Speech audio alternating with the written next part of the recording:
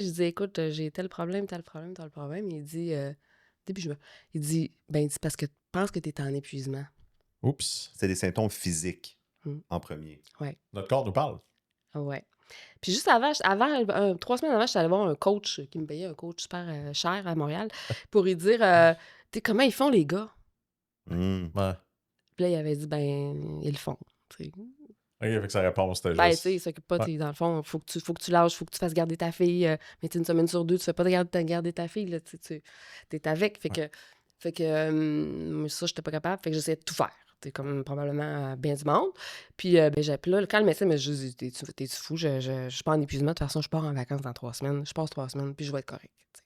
Fait que ça, c'est comme tranquillement mon état, je commence à être plus rouge, là, puis à prendre des Ouais. décisions, puis il arrive un moment, Mais tu le sentais pas à l'intérieur que justement la non. chandelle était brûlée? Toi, tu étais vraiment dans le J'ai quotidien, dans j'ai le feu j'ai roulant. complètement C'est du déni.